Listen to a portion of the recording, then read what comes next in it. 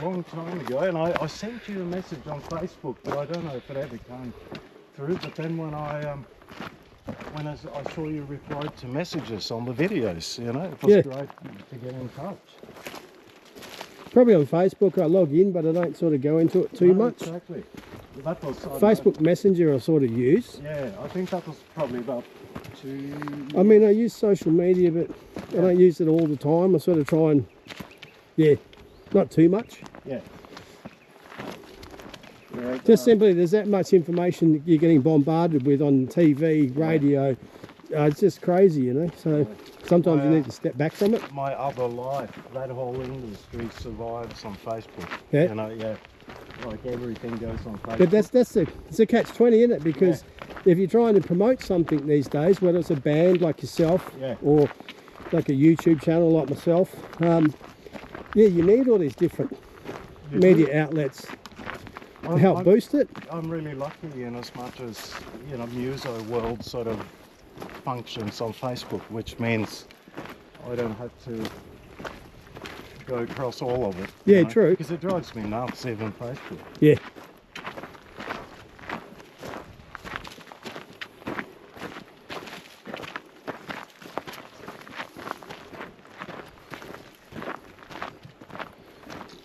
Have a public holiday. No social media day. Yeah, that's worldwide. That path down there would be interesting to Isn't? check at some point. Yeah.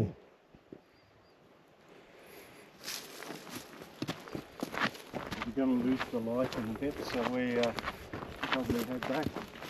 Yeah, because I say, still got a little bit before the sun's right down. Yeah, probably 45 minutes or something. But it's good to always get a bearing on the location you're going to go to. Yeah. And then work it out from there after. Yeah. Did you get any aerial footage earlier on? Oh, I did. Yeah. But the drone was, the account with the DJI, you've got to log it into the account. Oh, right, okay. And if for some reason it's not logging into the account, so it doesn't allow it to go too far. Yeah. So I've got to sort that out. So my son's got one as well, and he gets some drone photography. Yeah. He was just over in Europe.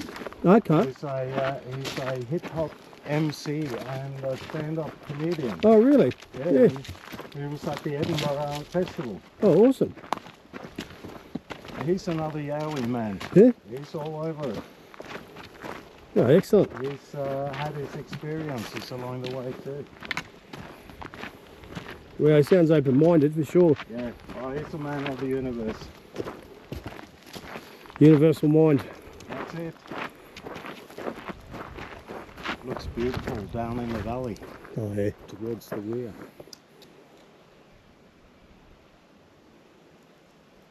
That's the beauty. Not far as water. Yeah. You've seen there's kangaroos in here. There's food. So quiet too. We're not far away from that spot where I mentioned I had my peculiar experience. So I'll tell you about it later on. Yeah.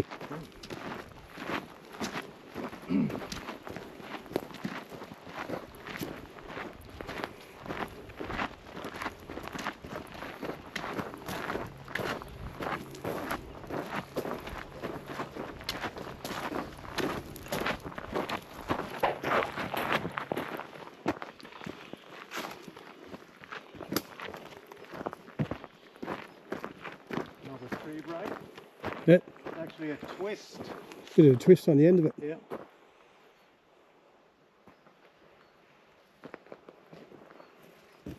There's a few leanings around too.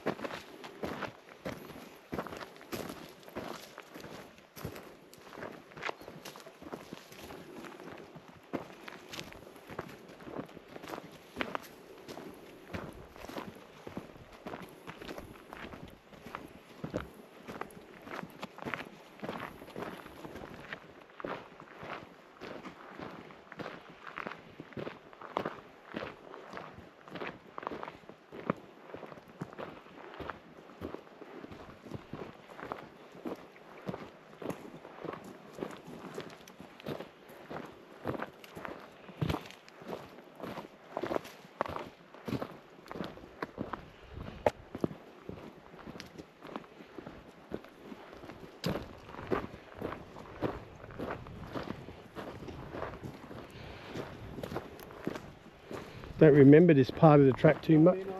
I think we've gone too far, have we? Yeah, I've got a feeling it's just up around here. Yeah, okay. Yeah, like you said, sometimes you need to backtrack. Yeah. To get it clear. That other one's not really that obvious. Up through here. Yep.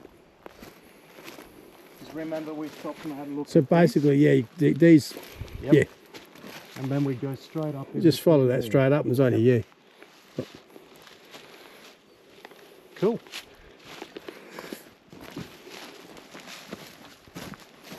Yeah, it's always good. Spot these It's always good to double check. No, I like that too. And if should you need, heaven forbid, a rapid exit, it's good to know where you're going. That's what sort of further market a bit. But then you didn't reverse your car in. No, that's right. That's why I'm thinking when you turned up at the spot. You always, my opinion. This is my opinion. I thought about it. I'm getting too lazy now. You know, as I pulled in, I thought, oh well, no. No, but I'm thinking, yeah, but I mean, it'd probably never go to that. But the thought struck my mind. And but you know what? When in my last job, which was in emergency services, I never ever parked nose in anywhere. Oh yeah, because you was on the Yeah. Your fight or flight was ready to go, sort of thing. All hours, mate. 24/7. That's why this is so good. Oh, it's lovely out here. It's nice. Yeah. It's so quiet out here. But I'm sure I heard voices earlier. Yeah. And when we was over that way, That's what it was similar to that time when Eagle Eyes and I went, and we heard that whoof sort of a thing. Yeah. You know, it was clear as day, and it was just there for that fleeting moment. it's just a very short moment for you to think, well, what was that? But and both of us stopped, you know, and it was quite remarkable. That was just up there where we heard it. But if you get quiet, that is. Yeah. Here we go. Here's our little home for the next few hours. Yeah, always where there's a log tree.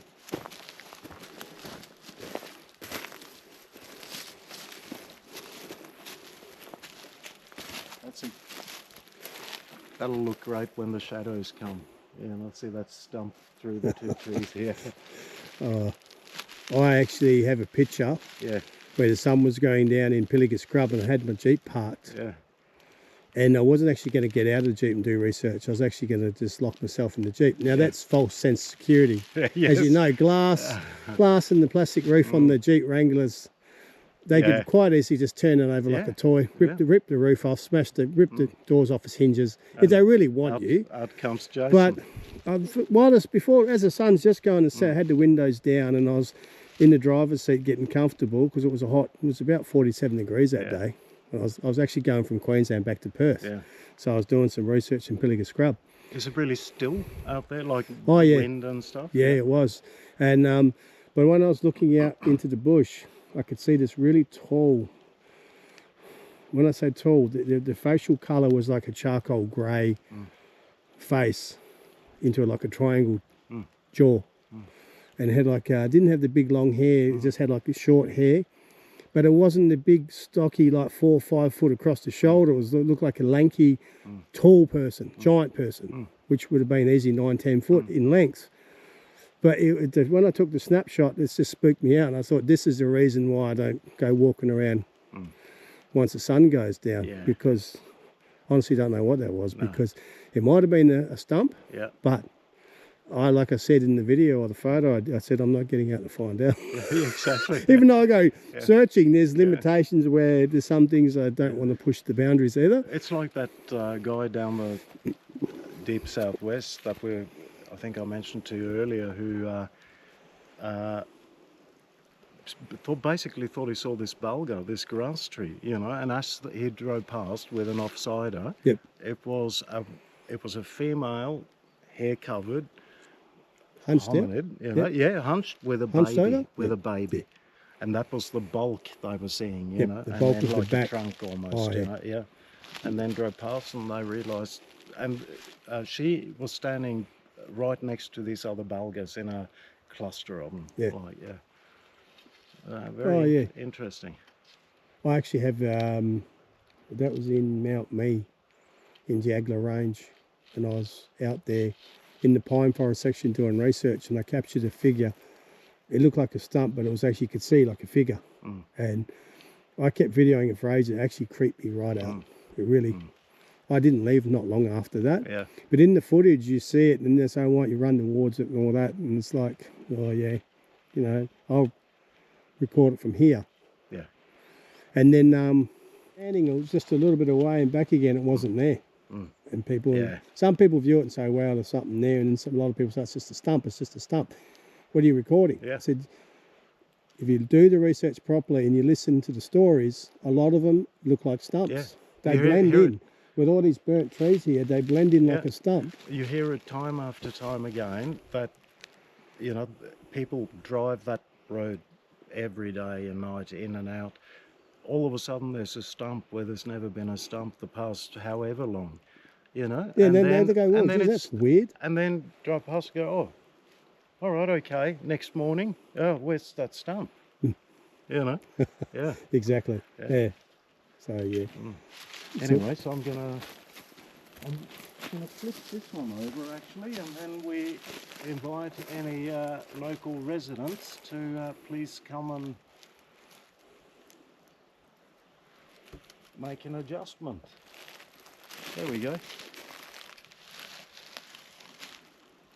Well, I'll come back and have a check on that. Yeah, this is another good day. Last time we went out was like this as well. Yeah, it was great. No breeze, no wind. No, it was So fantastic. any sounds available.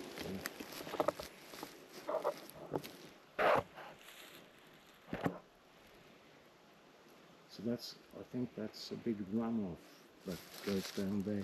You can see like limestone, the sort of reddish. Be like a water catchment area down there. So it's, I reckon that's a runoff which goes up towards the catchment Oh, for yeah. Is there much boulders or rocks down that way? Because if it's a catchment area, usually you come across stone. Yeah, I think you have to get closer to the main, to the actual weir. These places are usually where you see rock stacks as well. When you come across catchment areas and you've got the rocks and the stone in the ground, I'll show you come across them. Beautiful spot where usually you will find between, you know, anything from 1 to 4 or 5 rock stacks. You know, just vary. Like you said, they get recomposed. You know, they get recomposed. You'll go. Sometimes they'll be there for you. Go away, come back. They're still there, but a lot of cases you go away, come back, and they've been dismantled, and then new ones made in place. Sometimes they haven't actually used the dismantled ones. They've left the dismantled ones all over the place, where they've just knocked them down. That's exactly. And then they'll use new rocks and do a new one next to it or close to it. That's exactly. I'll and show the structures are the same principle. You'll see a structure. You might come back a few times, it's there, but later on you find it's been dismantled and they've got a new structure near close by. If your camera films a photo on my phone, I'll dial up a couple and show you in a minute of this spot that I'll show you on another occasion. Fantastic, exactly that. Discarded rocks, flat on the ground. Yep. Not in a very abstract, like they've just like they've knocked it down. Yeah. Literally. And then it's just bang up. There goes new one. Another one. Yeah. So I'll find them in a minute. But the story, tell me about your incident out close by here you was talking about. Yes, in that spot that we found, and I reckon somebody's been lying down there, and then they've gotten to step up and taken off, and that's where the footprint.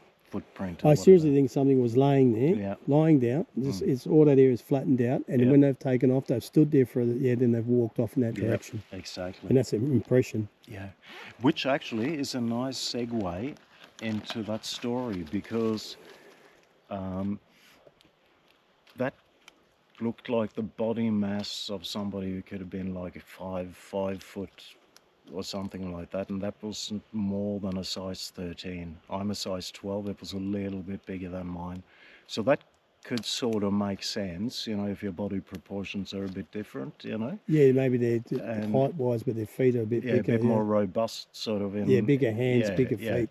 So, and the interesting thing about that, as a little segue, yes. So, I used to work in one of the emergency services. I did that for a long, long time, and you come across some interesting charged situations, and you sort of become aware of energies and things like that. You know how things change. You know, the mood and atmosphere The whole changes, vibe. and yeah, the whole vibe, Yep. vibration of the place. Yep. And anyways, so we're dispatched on a job, and but through the nature of, you know, emergency services being what it is, you got to go when you got to go. You got to take the first opportunity you get, because you don't know if you get another opportunity to go again for a nature call. You know, within another hour, 2 hours, could be 3 hours. You could be stuck at some incident which goes for hours, and you have to sort of find a spot to do your business. Anyway, so this is about, it's one of those situations. It's about 3 a.m. Mid 2000s, and it happened in an outlying area of one of the furthest suburbs, sort of as you're heading towards the big forests and things like that. So we dispatched to this job, which was at like a little villa. There was like a bunch of units, only about 3 or 4 of them or something, and I think all the others were vacant. But there was a person living in this other one. I was absolutely busting because we'd been redirected from emergency call that got stood down. You've been moving around and then a lot. I'm nearly back at the station, and then it's ping off you're onto another going back one. and then you get a call again. You know, and oh fuck yeah, I gotta go, but you know, it doesn't look good. You're on a lights and sirens job, and you pull over to have a wee on the side of the road. It doesn't look real good. Anyways, so I'm absolutely busting, get there, and I said to my offsider, you know, who was sort of the person engaging with the situation, whereas I was the driver of the day, so you sort of have one step back. And I said, once we've ascertained that things are under control, I'm going to nip out. 3 a.m, there's no residents awake in the other 2 units, you know, all the windows are dark, and there's a bunch of grass trees out there, and I thought, okay, I'm just going to nip out and I'll be back in a second, you know. Yeah, so walk in, things are under control, you know, no worries, okay, out I go. So I'm standing there, finally letting the rivers run, you know, I'm going, oh, fantastic, looking at the stars, you know, eyes tearing up. Maybe that was part of the atmosphere change, which just came suddenly. It became really dense, almost sort of viscous, the whole atmosphere, you know. No sound. It was, I should explain, it was a moonlit night, but it was cloudy.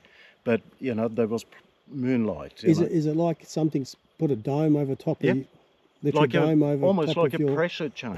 Pressure change. In like the location you're in, you know. It's like the cone of silence. And did your head sort of, not headache, but did it go all tight and you feel that?